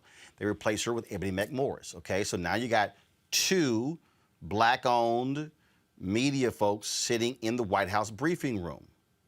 This right here is why we have to be able to get the resources, because when we put our people in the briefing room, these are the questions that get asked. They're not going to get asked by white journalists. Listen. Sorry. Will the administration work on unbundling large contracts to ensure that Black-owned companies can compete for them? So we are very focused on trying to make sure that our Build Back Better agenda, sorry, it's hard to see. Is it okay if I stand here to be able to look? Yeah, I relate. You know, we are we are really focused on making sure that as we talk about diversifying supplier bases here in these reports, that we are not just talking about small businesses, but we're talking about disadvantaged businesses as well and minority-owned businesses. And so you've seen in our American Jobs Plan that we put proposals in there related to small business and strengthening small business, and we know that an important piece of that is leveraging federal procurement and the power of federal procurement to support those businesses. So, Christian's been very eager in the back. Go ahead, Christian. Last actual one. That's why, and I've made the point, when we are able to build, able to grow, then we're able to employ more people, and it would be great for us to be able to have black folks, black-owned media people who are in the halls of Congress, who are at DOJ, who are in every single federal agency, asking those questions, demanding those answers. That right there, Teresa, again, why when we are able to build capacity, hire and employ, we can do more of that. Absolutely, and shout outs to Ebony. She has been a true friend to me over the past year, and so I congratulate her in that new position. But she's absolutely right. I know even her, like, she had a business herself, so it's like having people that understand the economic hardship it is to maintain a business and let alone grow a business. August of this year, will be 6 years. And I can't tell you the amount of conversations I've had in 2020 and some early 2021 with friends who have businesses but had to close because of the pandemic. And how much consulting that we've all been giving each other, finding programs, finding resources, and some of it, like I think the deadlines or the portals and the links just didn't work. And so now we're talking about how we rebuild and bring businesses back to the black businesses back to the forefront of these corporations who essentially allow a small percent, a piece of the pie to go to us, but it's not a lot to grow. But I feel like we're doing the bulk of the work. So I think the mindset has to change. I think Brother Mustafa was absolutely right that what we can do in this space, small businesses and those who are willing, to go to these organizations and corporations that we're spending our hard-earned dollars and ask them to do more. Put a campaign together and say, we need you to do more by 2022. Let's just speak it into existence. But if we don't utilize our voice, we can boycott for a day, boycott for a week. But I think if we keep the pressure on, we keep the pressure high, and we put our pen to paper and we send it up, I think we could probably get some results here. Absolutely. Folks, let's talk about real quick what's happening in Ohio, where Nina Turner is running for the 11th Democratic congressional candidate to replace, of course, Marcia Fudge. Her campaign announced they've raised $3 million. They raised $2.2 million with $1.55 million raised in the quarter ending March 31st. The grassroots campaign is funded with an average contribution of $27 overall. They have 47,000 donors representing every state in the country, and of course D.C. as well. And so she, of course, is greatly benefiting from a national profile. And so we're watching that particular race, and we're also looking at many other races as well. Today, we'll be getting the results of who is going to win the Democratic nomination for various seats in Virginia, including the governor's position as well. Virginia is very much a blue state, so whoever wins the primary tonight will likely go on to become the governor in November. But we'll see what happens there. So we're watching that particular race as well. So lots of different, of course, yesterday we talked about, of course, what's happening in Maryland.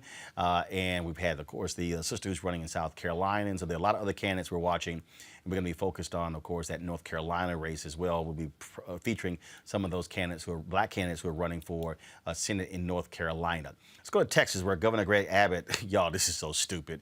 These white Republicans are just so upset with the 1619 project. They don't know what to do. So Texas Governor Greg Abbott hopes to instill Texas pride in residents with a new law he says promotes, quote, patriotic education. Listen to this fool. Keep Texas the best state in the United States of America. We must never forget why Texas became so exceptional in the first place. A law creating the 1836 Project does that. The 1836 Project promotes patriotic education about Texas and ensures that the generations to come understand Texas values. Under this law, every newcomer to Texas who gets a driver's license will also get a pamphlet that outlines Texas's rich history, as well as the principles that make Texas, Texas. The law also establishes the gubernatorial 1836 award to recognize students' knowledge of the founding documents about Texas history. I want to thank Representative Tam Parker for his leadership on this, as well as Representative Serrier, Representative Toth, Representative White, as well as all the members of the Texas House and Senate.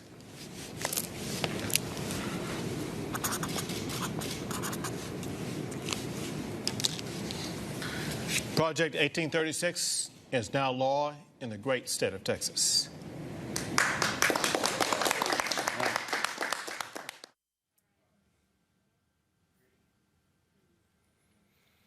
Here's why this is pretty much a dumbass idea. First of all, y'all, I'm a native of Texas, and there's a requirement in Texas to teach Texas history to all 7th graders in the state. All 7th graders. Yeah, literally. In fact, if I recall correctly, the Texas history book was bigger than the American history book. So this is stupid. The other reason it's stupid, Greg Abbott, do you really want to talk about Texas in 1836? Do you want to talk about the role Texas played in the Civil War? Do you want to talk about Texas being a Confederate bastion? I mean, we're more than happy to talk about that. We're more than happy, Greg, to talk about the racial incidents in Texas since its founding. We're more than happy to talk about the lynchings in Texas as documented by the Equal Justice Institute at the lynching memorial that's in Montgomery, Alabama.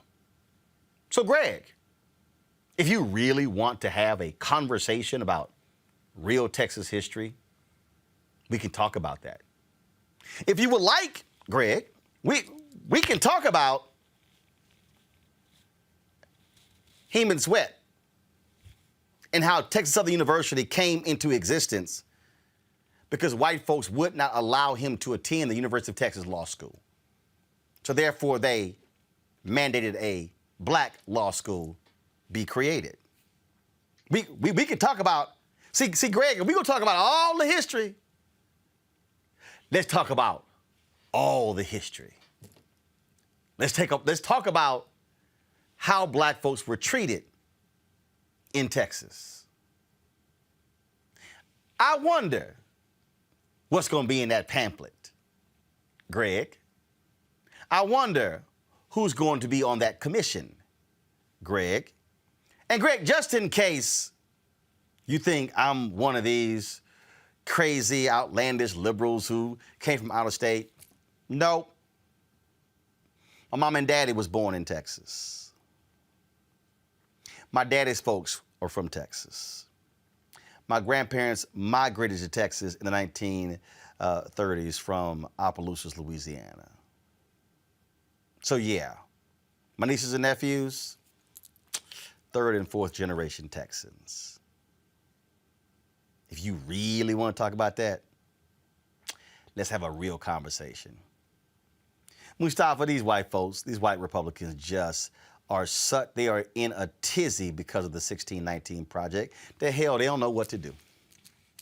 They don't know what to do.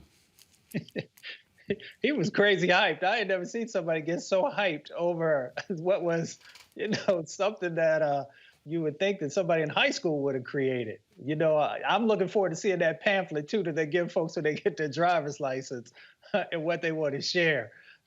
He should be talking about all these egregious laws that they're trying to pass there in Texas, stopping people from voting. Or he could also highlight the fact that the Manchester community in Houston, Texas, that the Latino brothers and sisters there are being polluted at higher levels than almost any place else in the country, or over in Port Arthur, Texas, where Hilton Kelly is fighting against a number of those refineries, and how the culture in that black community has been pretty much erased. Or we could talk about in Corpus Christi, Texas. So he got a whole lot of things that he should be focusing his time on, and those 4 or 5 folks who are standing behind him clapping, I hope that they're utilizing whatever brain power they have left to actually make real change happen in Texas. There's some great folks in Texas. I love the folks in Houston, and the folks who are, some of the folks in Dallas, although I like Houston better.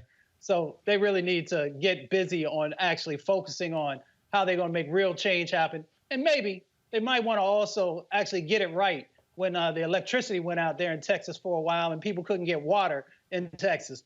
I'm just saying, might be something they might want to focus on. Just saying. Just saying, Ben, just saying. Yeah, no, I think Mustafa, like, he dovetailed that brilliantly. They are putting this kind of energy into stopping an accurate accounting of America's history, and they couldn't put this kind of energy into saving Texans' lives during the deep freeze back in February. So, you know, their priorities, they're not on the people. Their priorities is protecting their power, and they know critical race, and it's not even so much just critical race theory, so much as the ability for the victims of oppression to be able to tell their own history. The African proverb is that if until lions get historians, they'll always be told by the hunter. History will always be told by the hunter. And a lot of these white folks are terrified that for the first time in a long time, an entire collective of people who were oppressed by a system have the ability to tell their own history, and that terrifies them. Yeah, it drives them crazy. Teresa, in Florida, one high school temporarily stopped its students from distributing their yearbooks because it contains pages covering the Black Lives Matter movement. Yeah, seriously. Administrators at West Broward High School in Pembroke Pines, Florida, say parents complained about the 2-page spread in the yearbook that shows students participating in protests. The yearbook editors were told the pages were not objective because they didn't include a conversation about Blue Lives Matter. After Broward County Public Schools review, yearbook sales resumed yesterday with a disclaimer insert saying, in part, the views expressed in the yearbook are not sponsored by the district. No shit, really. These. Teresa, go ahead with your comment. Go ahead. Yeah, I mean, it's interesting. I think there was I can't remember his name, but it was a former congressman that we saw in his yearbook that it was okay for him to put blackface in and didn't do a retraction. But when we have students who decide to utilize their voice during a protest that likely happened on student property, which essentially was documented, and they put it in their history, that is something they were going through during that time. So, I mean, it's funny how, you know, at school district administrations specifically, they look to put sports events, they look to put, you know, the highlight points. But I think when it comes to the oppression of the black man, it's something that, you know, we have to now put a disclaimer on.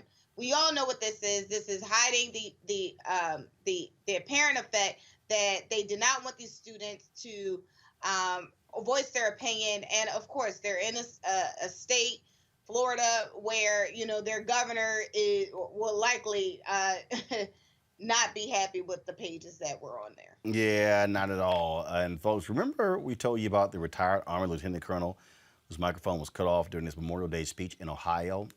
Well, Cindy Sushan, the chair of the Memorial Day Parade Committee, and the woman responsible for cutting his mic, yeah, she's out. She quit. She's also stepped down from her position as president of the Hudson American Legion Auxiliary. The ceremony organizers initially defended their decision to cut Lieutenant Colonel Kempter's speech short, before eventually found that the censoring of his remarks was deliberate and planned by Sushan and another organizer. Oh, he also was forced to quit as well. This is because, Ben, they're talking about literally snatching the charter of this organization. Y'all might really want to recognize next time you cut the mic of a white retired lieutenant colonel, I'm just saying it may not go over so damn well. And then lied about it. Yeah, you know, the absurdity It's getting kind of ridiculous at this point. And it's been ridiculous for some time, but they really are pushing the envelope in terms of what they feel like they're entitled to get away with. And she probably, the woman who had to retire because of this or resign because of this, she probably honestly doesn't understand what she did wrong because they've been living in this bubble for a long time that tells them that everything that they do is perfectly right. That's why we need critical race theory so that they can get some critical analysis skills going back in their heads. I keep saying, Mustafa, keep doing crazy stuff. Guess what? Y'all just gonna keep losing jobs and opportunities. And I just keep saying, black people in Hudson, Ohio, apply for their jobs. Most definitely. Every time I see one of these crazy situations, I think about that lady, you about to lose your job. And it just plays over and over and over. You about to lose your job. Some white brothers and sisters just don't get it. I'm like, this is not 1954. It's not 1967. This is 2021. And folks are not going to allow you to just get away with whitewashing and trying to create these false narratives. So we'll just call it out. Memorial Day, yeah, it was black folks who were the ones who were honoring those Union soldiers. And they are the ones who decided that they wanted to call it out and highlight people who helped them to begin the journey of becoming free. So it's okay because white folks, y'all came along later. And y'all began to also utilize Memorial Day in a way to highlight some things. But yeah, we did it first. Just saying. All right, y'all. We got to go. Y'all, please support what we do here at Roland Martin Unfiltered by joining our Bring the Funk fan club. Every dollar you give goes to support this show and what we do.